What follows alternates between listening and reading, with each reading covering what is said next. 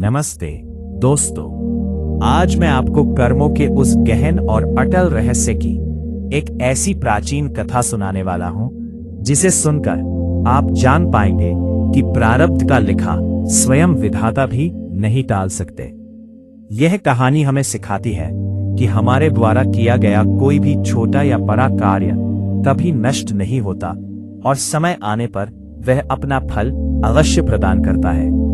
चाहे वह शारीरिक कर्म हो या केवल एक छोटा सा इशारा, विधाता की न्याय व्यवस्था में हर चीज का हिसाब बहुत ही सूक्ष्म तरीके से होता है। आइए जानते हैं राजा विक्रमादित्य, एक निर्दोष पुजारी और एक रहस्यमयी राजकन्या की यह गाथा,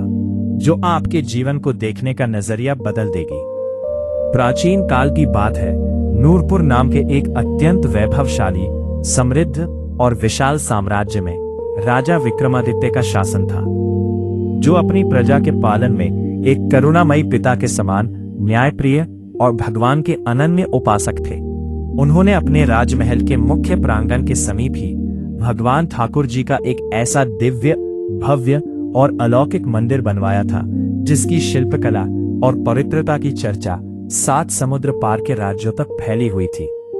उस मंदिर की पावन सेवा और नित्य विधि विधान से पूजा अर्चना के लिए राजा ने आलोक नाम के एक अत्यंत सरल, संतोषी और प्रपांड विद्वान ब्राह्मण को मुख्य पुजारी के रूप में नियुक्त किया था।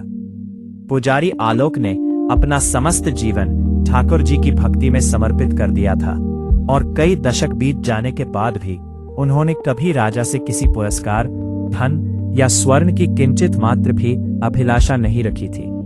राजा उनकी इस निस्वार्थ सेवा से इतने प्रभावित थे कि वह उन्हें साक्षात देवता का स्वरूप मानकर उनका हृदय से सम्मान करते थे। समय का चक्र अपनी निरंतर गति से चलता रहा और राजा के सोने आंगन में राजकुमार आदित्य का जन्म हुआ, जिसने बचपन से ही श्रेष्ठ ऋषियों के आश्रम में रहकर वेदों, पुराणों और अत्यंत वैभवशाली, समृद्ध और विशाल साम्राज्य में राजा विक्रमादित्य का शासन था। दंत जटिल अस्त्र शस्त्र की विद्याओं में पूर्ण निपुणता प्राप्त की। जब वह सर्वगुण संपन्न होकर महल लौटा तो पूरे नगर में उत्सव मनाया गया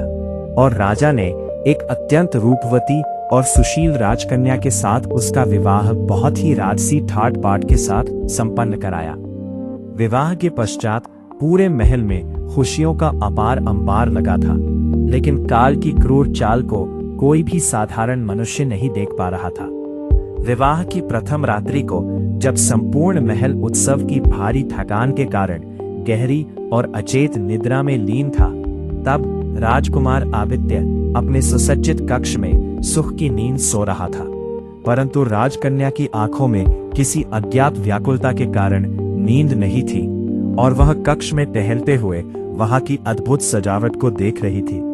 कि तभी उसकी दृष्टि एक दिव्य रत्नजड़ित तलवार पर पड़ी, जो अपनी म्यान से थोड़ी बाहर निकली हुई थी। उस तलवार की मोठ पर जड़े हुए अनमोल हीरे दिए की मंद रोशनी में चमक रहे थे। इशारा करते हुए जोर जोर से विलाप करना और चिल्लाना शुरू कर दिया। सुबह होते ही पूरे राज्य में हाहाकार मच गया और राजकन्या ने राजसभा के सामने रोते हुए यह झूठा आरोप मढ़ दिया कि उसने रात के घने और भयानक अंधेरे में पुजारी को मंदिर की दिशा से भागते हुए देखा था,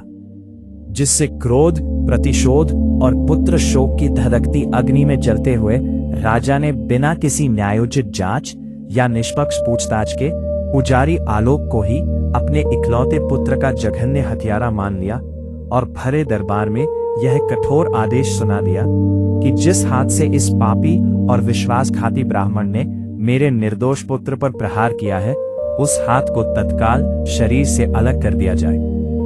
राजा के आदेशानुसार निर्दयी सैनिकों ने उस निष्पाप पुजारी का दाहिना हाथ जड़ से काट दिया, जिससे पुजारी को असहनीय शारीरिक पीड़ा, मानसिक आघात और घोर अपमान झेलना पड़ा। वह बेकसूर पुजारी अपना कटा हुआ हाथ और कलंकित जीवन लेकर सत्य की खोज में दर दर की ठोकरें खाने लगा, क्योंकि उसके मन में निरंतर केवल यही एक यक्ष प्रश्न गूंज रहा था कि ठाकुर जी की इतनी वर्षों की अखंड और निस्वार्थ सेवा के बाद भी उसे यह भयानक और नारकीय दंड क्यों मिला? सत्य और दैवीय न्याय की तलाश में वह महीनों तक नंगे पैर चलते चलते अंततः पवित्र नगरी काशी पहुंचा, जहां उसकी भेंट एक अत्यंत तेजस्वी, शांत और परम विद्वान ज्योतिषी से हुई, जो अपने द्वार पर बैठे शिष्यों को कर्म फल का ज्ञान दे रहे थे। ब्राह्मण ने वहां एक अत्यंत विचित्र दृश्य देखा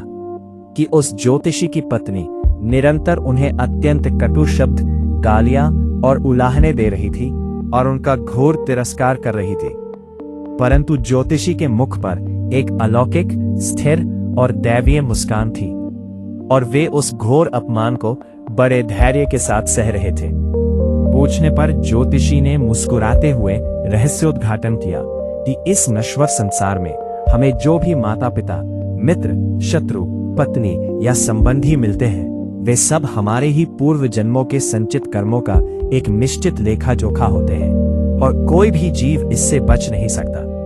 ज्योतिषी ने अपनी दिव्य दृष्टि से पुजारी के पिछले जन्म का पर्दा उठाते हुए बताया कि पूर्व जन्म में तुम एक घने और निर्जन वन में अत्यंत कठिन मौन तपस्या करने वाले एक सिद्ध तपस्वी थे और एक दिन जब एक अत्यंत क्रूर कसाई एक निरीह, निर्दोष और असहाय गाय को मारने के लिए उसके पीछे घातक हथियार लेकर पागलों की तरह दौड़ रहा था,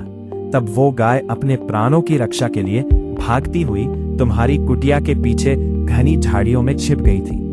जब उस कसाई ने वहां पहुंचकर तुमसे उस गाय के मार्ग के बारे में पूछा, तो तुमने अपने अटूट मौन व्रत के कारण अपनी जुबान से तो एक शब्द भी नहीं कहा, लेकिन अपने दाहिने हाथ की उंगली से इशारा करके उसे वो दिशा दिखा दी जहां वो असहाय गाय डरी हुई छिपी बैठी थी,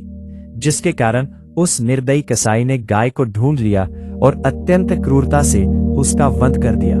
उस मूक और निरीह प्राणी की हत्या के महापाप में तुम्हारा वो दाहिना हाथ मुख्य सहभागी, गवाह और मार्गदर्शक बना था। इसलिए इस जन्म में वही कसाई राजकुमार आदित्य बनकर पैदा हुआ और वही गाय राजकन्या बनी, जिसने अनजाने में परंतु नियति के वश में होकर राजकुमार की जान लेकर अपना सदियों पुराना प्रतिशोध और एरण पूरा किया। और चूंकि तुमने हाथ के इशारे से उस जघन्य पाप में प्रत्यक्ष सहायता की थी, इसलिए आज तुम्हें ईश्वर के न्याय के विधान के तहत अपना वही हाथ गंवाना पड़ा।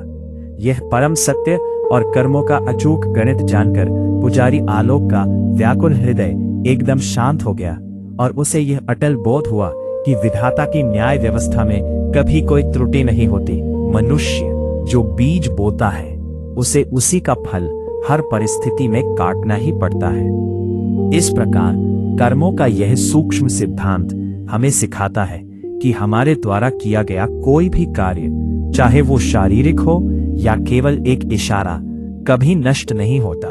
और समय आने पर वो अपना फल अवश्य प्रदान करता है। इसलिए सदा धर्म के मार्ग पर चलना चाहिए। आशा है कि कर्मों के इस अटूट सिद्धांत की यह कथा आपको पसंद आई होगी। यह कहानी हमें यह बोध कराती है कि जीवन में मिलने वाले सुख और दुख हमारे ही पिछले कर्मों का प्रतिफल होते हैं। इसलिए हमें सदैव सचेत रहकर केवल धर्म और सत्य के मार्ग पर ही चलना चाहिए, क्योंकि हमारे आज के कर्म ही हमारे आने वाले कल के भाग्य की नींव रखते हैं। अगर आपको यह कहानी शिक्षाप्रद लगी हो तो इसे अपनों के साथ साझा करें, ताकि वे भी इस महान जीवन सत्य को समझ सके। ऐसी ही और भी प्रेरणादायक और ज्ञानवर्धक कहानियों के लिए हमारे साथ जुड़े रहें और अपना स्नेह बनाए रखें।